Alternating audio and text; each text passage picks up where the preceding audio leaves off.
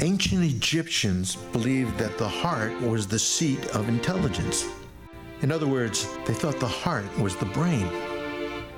Ancient Greeks did too. That's where the expression "know something by heart" comes from. The first person to figure out the real function of the heart was a guy who lived in England around the same time as William Shakespeare. His name was also William Harvey. They may have passed each other in the street. However, Harvey left England for a while to study medicine at Padua in Italy. This was the middle of the Renaissance, so Italy was a good place to be.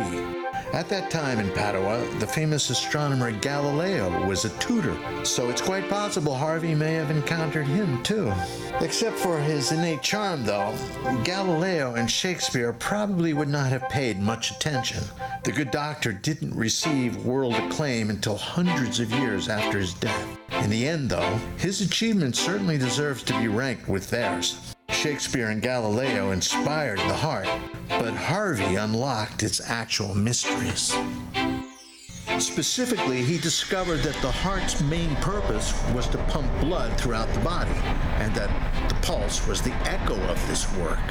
Also, by refusing to accept traditional beliefs at face value and to rely instead on experiments, he helped introduce the world to what is now called the scientific method. Science had not progressed very far in Harvey's time because anatomical studies had for centuries been tainted as a dark, unholy undertaking.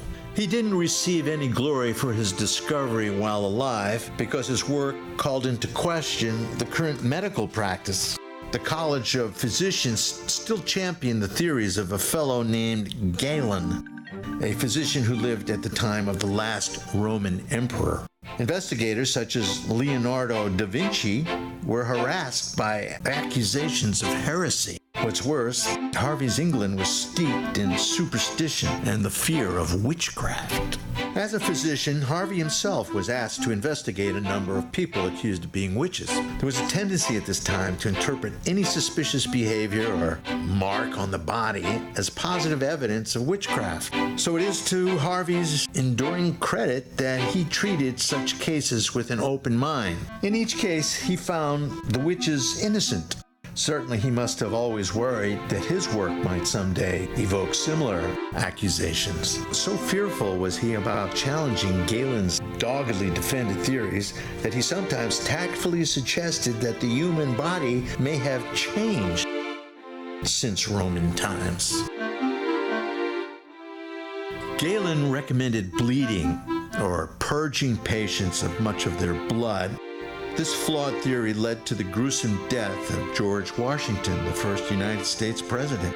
The retired commander-in-chief awoke at 2 a.m. on December 14, 1799, complaining of a sore throat. After a number of medical procedures, including the draining of nearly 40% of his blood, Washington died that same evening.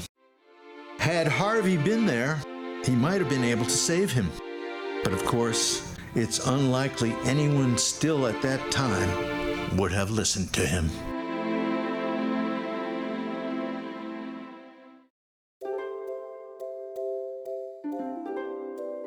In 1878, Paris launched an event that would be fondly remembered more than a century later, the Third World's Fair, or as it was known in France, l'Exposition Universelle. Among other things on display was a proposed single-man flying machine, Alexander Graham Bell's first telephone, and a large cast-iron head that would eventually sit atop the Statue of Liberty. The Avenue de l'Opéra had electric arc lighting installed, so when a switch was thrown, the attendees would be dazzled by the sudden illumination. At the time, this was considered a breathtaking spectacle. Perhaps that's how Paris became known as the City of Light. Amid this exciting array of ingenuity was another exhibit that attracted far less notice. Perhaps that's because it focused not on the future, but on the past. It was a small collection of handcrafted stone and bone objects said to be tools of some sort. Although few realized it then, this was the first time items crafted during the Paleolithic age were put on display for the whole world to see. Since our comprehension of prehistory was limited in 1878, most folks didn't know what to make of it. One gentleman, though, Marcelino Sanz de Sotola, was deeply impressed. He recalled that about 10 years earlier, a hunter from his neighborhood in north-central Spain happened onto a cave near Altamira. He had discovered the entrance because his dog's paw had become wedged between fallen rocks. Inspired by what he saw at the World's Fair, Sotola decided when he returned home, he would explore the local cave for himself. During the next 4 years, he continued making sporadic visits. Finally, in 1879, after determining it was safe, he invited his 9-year-old daughter, Maria, to accompany him. The cave is about 1,000 meters long and consists of numerous dark chambers and twisting passages. While he was digging in the floor, searching for ancient tools, Maria scampered about, playing in the shadows. Suddenly, though, she stopped and jabbed her finger toward the ceiling, exclaiming, "Mira, Papa, bueyes." "Look, Papa, oxen." Raising his lantern, a beautiful picture appeared that hadn't been seen for thousands of years. Excited, he set off for the University of Madrid, where he thought he might get the help of a professional archaeologist. His story did intrigue one of them, Professor Juan Vilanova y Piera, a Valencian geologist, a professor of paleontology. After a number of months, they were ready to report their discovery.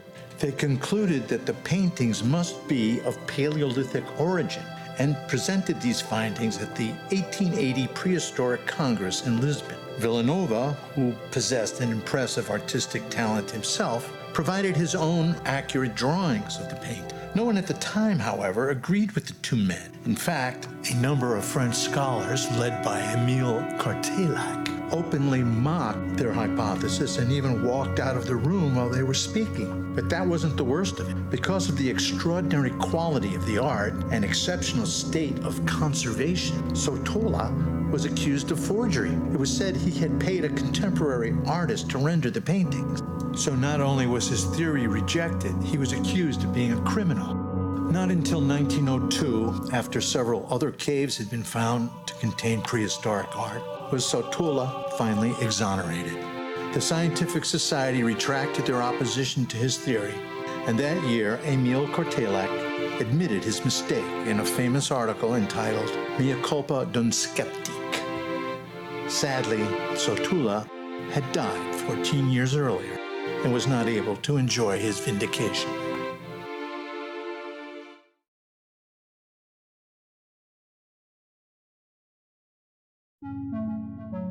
At some point in their lives, an estimated 1 in every 10 people will have ulcers, sores, or perhaps even holes in their stomach. These can cause great pain and even lead to stomach cancer. Gastric ulcers have been known since the time of Hippocrates, the father of Western medicine. But no one knew what caused them until very recently, and then no one believed it. In 1982, 2 doctors, Barry Marshall and Robin Warren, declared the cause of most ulcers is not stress or spicy food, as long claimed, but a bacterial infection called Helicobacter pylori. However, not one medical journal would publish their paper. In fact, in 1983, the Gastroenterological Society of Australia rated it in the bottom 10% of the papers they received that year. No one could believe bacteria was able to survive the stomach's destructive acids. To prove the point, Marshall conducted an experiment with piglets, but it failed because H. pylori only infects humans and other primates. Finally, though, the 2 doctors managed to attract funding for a single year of research. They were determined to prove bacteria could and did live in the acidic environment of the stomach. Taking samples of patients at a hospital, the first 30 showed no support for their theory. However, they learned later that the lab technicians had been throwing out the cultures after just 2 days. This was standard practice. It turns out H. pylori grows slowly, so 2 days wasn't enough time for it to be detected. Ironically, because the administrators of the hospital didn't prioritize the research, they called the lab technicians away to do other work.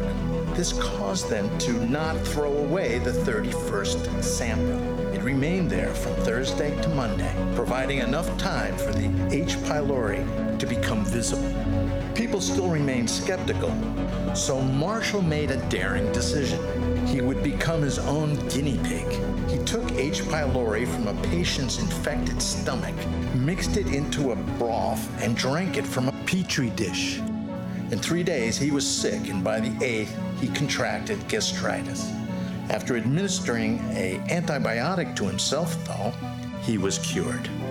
The results of this experiment were published in 1985 in the Medical Journal of Australia. It is among the most cited articles ever to appear in that magazine. Today, it's firmly established that H. pylori causes more than 90% of duodenal ulcers and up to 80% of gastric ulcers. Thanks to the work of Barry Marshall and Robin Warren, it's now standard practice to treat ulcers with antibiotics. As a result, gastric ulcers are no longer a chronic illness. In 2005, about 20 years after Marshall's famous experiment on himself, the two doctors were awarded the Nobel Prize.